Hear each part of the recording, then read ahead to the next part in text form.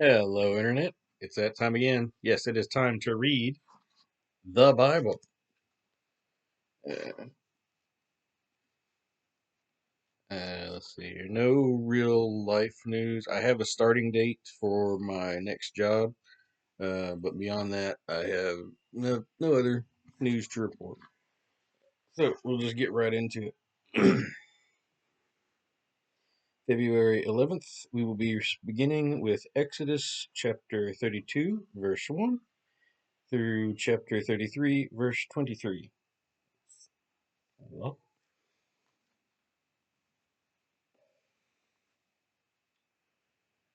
when Moses didn't come back down the mountain right away, people went to Aaron. Look, they said, make us a god to lead us, for this fellow Moses who brought us here from Egypt has disappeared. Something must have happened to him. Give me your gold earrings, Aaron replied. So they all did.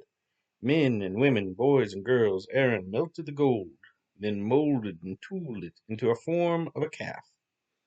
The people exclaimed, O Israel, this is the God that brought you out of Egypt. Eesh. When Aaron saw how happy the people were about it, he built an altar before the calf and announced, Tomorrow there will be a feast to Jehovah. So they were up early the next morning and began offering burnt offerings and peace offerings to the calf idol.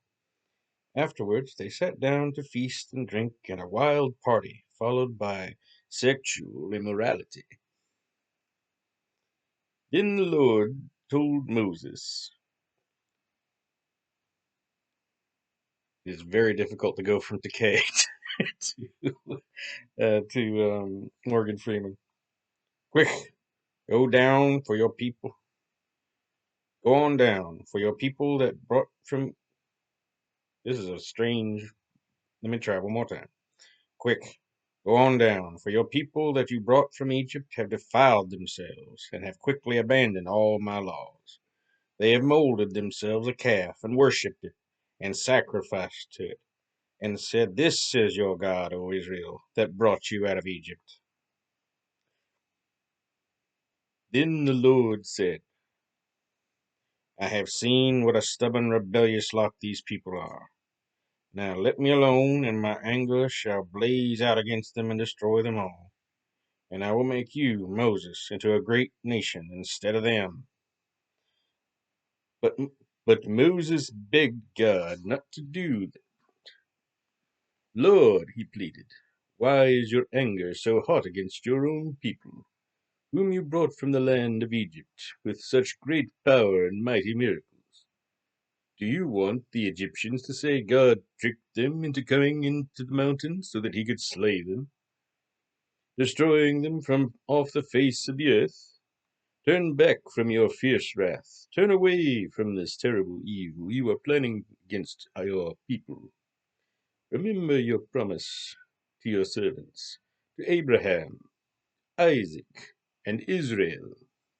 For you swore by your own self, I will multiply your posterity, as the stars of heaven, and I will give them all of this land I have promised to your descendants, and they shall inherit it forever. So the Lord changed his mind and spared them. Then Moses went down the mountain, holding in his hands the 10 Commandments written on both sides of 2 stone tablets. God himself had written the commandments on the tablets. When Joshua heard the noise below them of all the people shouting, he exclaimed to Moses, It sounds as if they are preparing for war. But Moses replied, No, it is not a cry of victory or defeat, but singing. When they came near the camp, Moses saw the calf and the dancing, and in terrible anger he threw the tablets to the ground, and they lay broken at the foot of the mountain. He took the calf and melted it in the fire, and when the metal cooled, he ground it into powder and spread it upon the water and made the people drink it. Then he turned to Aaron. What in the world did the people do to you, he demanded, to make you bring such a terrible sin upon them? Don't get so upset, Aaron replied. You know these people and what wicked bunch they are. They said to me, make us a god to lead us, for something has happened to this fellow Moses who led us out of Egypt. So I told them, bring me your gold earrings. So they brought them to me, and I threw them into the fire, and, well, this calf came out. That's not right exactly. The calf doesn't just come out, Aaron. You have to mold it and such. We're not idiots. When Moses saw that the people had been committing adultery, at Aaron's encouragement, no less, and much to the amusement of their enemies, he stood at the camp entrance and shouted, all of you who are on the Lord's side, come over here and join me. And all the Levites came. He told them, Jehovah, the God of Israel, says, get your swords and go back and forth from one end of the camp to the other, and kill even your brothers, friends, and neighbors. So they did. And about 3,000 men died that day. Then Moses told the Levites, today you have ordained yourselves for the service of the Lord, for you have obeyed him even though it meant killing your own sons and brothers. Deus vult, one might say. Anyway, now he will give you a great blessing. The next day, Moses said to the people, you have sinned a great sin, but I will return to the Lord on the mountain. Perhaps I will be able to obtain his forgiveness for you. So Moses returned to the Lord and said, oh, these people have sinned a great sin, and have made themselves gods of gold. Yet now, if you will only forgive their sin, and if not, then blot me out of the book you have written.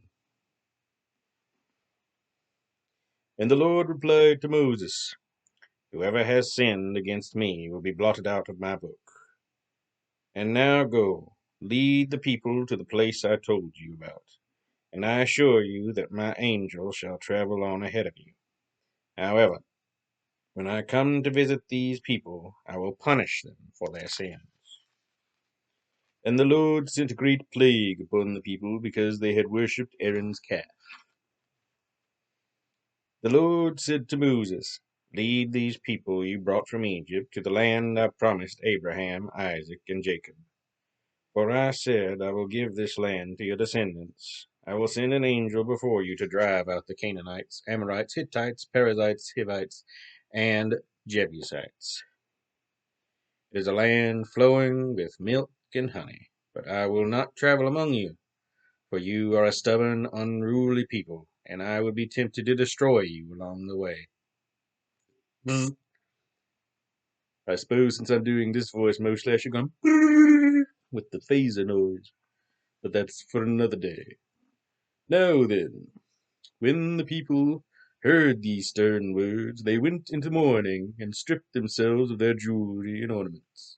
For the Lord had told Moses to tell them, you are an unruly, stubborn people, and if I were there among you for even a moment, I would exterminate you. Remove your jewelry and ornaments until I decide what to do with you. So after that, they wore no jewelry. Moses always erected the sacred tent, the tent for meeting with God, he called it, far outside the camp, and everyone who wanted to consult with Jehovah went there. Whenever Moses went to the tabernacle, all the people when they saw it, stood and would rise and stand in their tent doors. As he entered, the pillar of cloud, yes, the pillar of cloud, would come down and stand at the door while the Lord spoke with Moses. Then all the people worshipped from their tent doors, bowing low to the pillar of cloud. Inside the tent, the Lord spoke to Moses face to face, as a man speaks to a friend.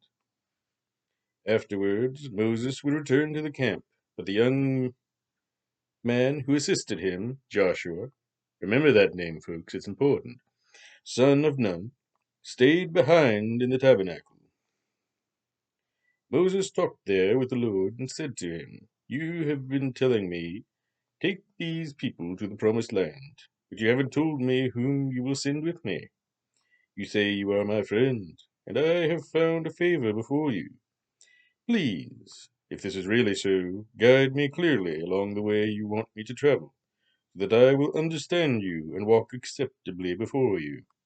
Don't forget that this nation is your people. I can understand that. I certainly would approve of a road map of some sorts to my daily life. It's rather complicated. Living, that is.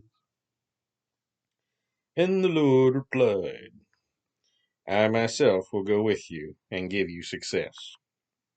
For Moses had said, if you aren't going with us, don't let us move a step from this place.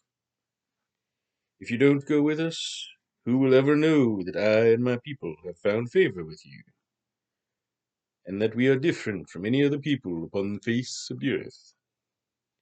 And the Lord had replied to Moses, yes, I will do what you have asked, for you have certainly found favor with me, and you are my friend.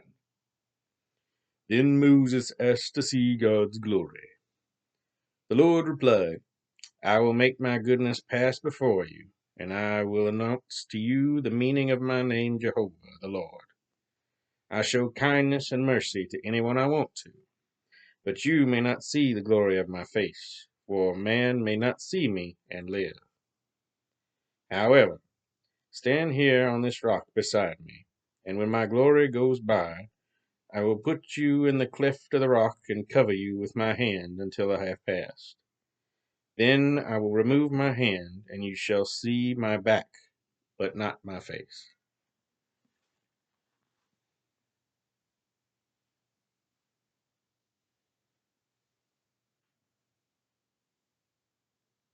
There's no clever pun here. I just don't know how to move on after the Lord revealing himself to someone in such a direct manner. It's rather intense. Uh, I know it's just a rear view, but still. Let us move on to Matthew. And I don't know any other Star Trek voices well enough to mimic them. Pardon me. So we'll just go with normal voice until I think of something. Meanwhile, as Peter was sitting in the courtyard of a girl, there wasn't an of there. Meanwhile, while Peter was sitting in the courtyard, a girl came over and said to him, You are with Jesus, for both of you are from Galilee. But Peter denied it loudly. I don't even know what you're talking about, he angrily declared.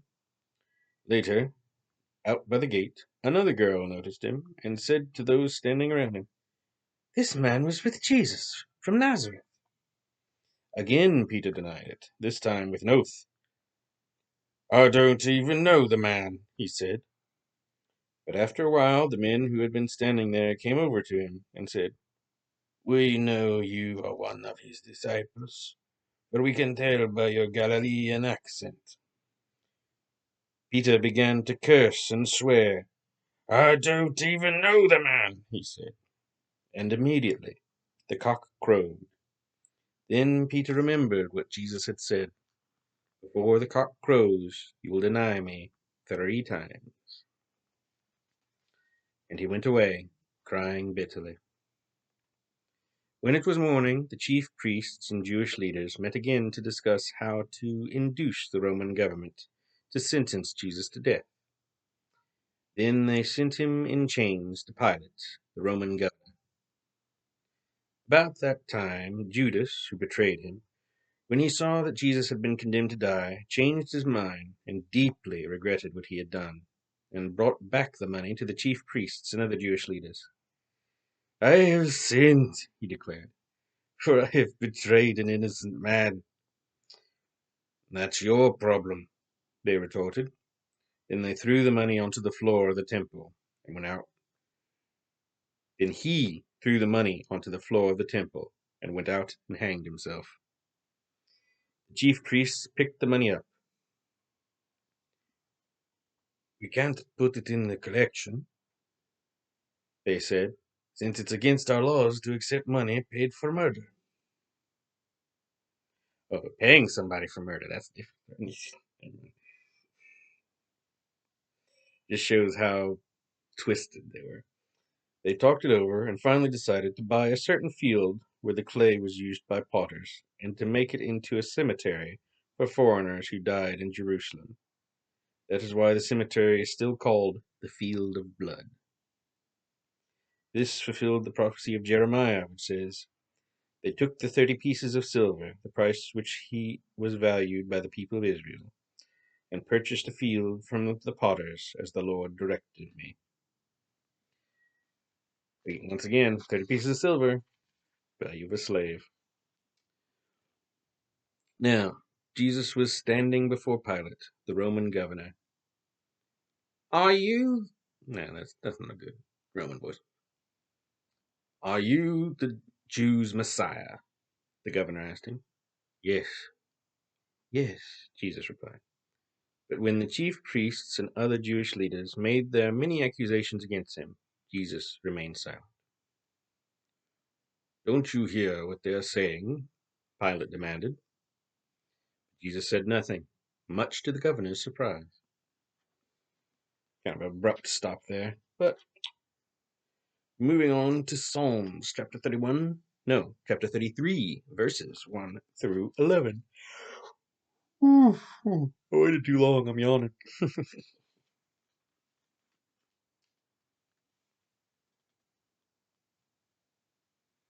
"Let all the joys of the godly well up in praise to the Lord, for it is right to praise him.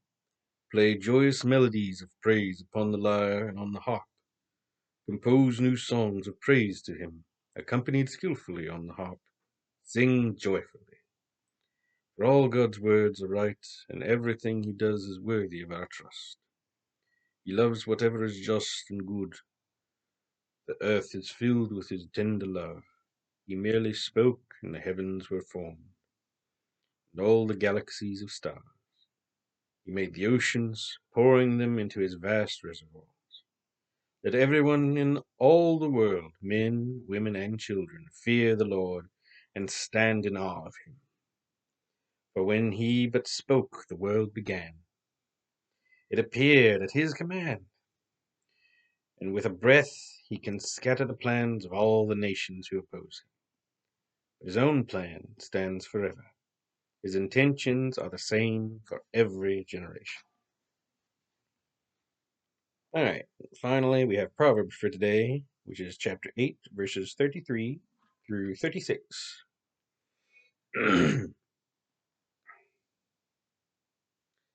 any, any fun voices? Uh,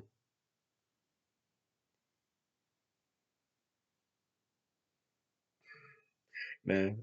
I started to do Jafar, but then it was like, listen to my counsel. And one, I can't do Jafar. And two, I don't want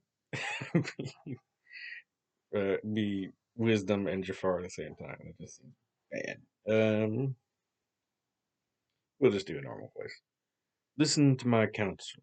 Oh, don't refuse it. Be wise. Happy is the man who is so anxious to be with me that he watches for me daily at my gates, or waits for me outside my home. For whoever finds me finds life, and wins approval from the Lord. But the one who misses me has injured himself irreparably. Those who refuse me show that they love death." Again, I believe this is wisdom who is speaking.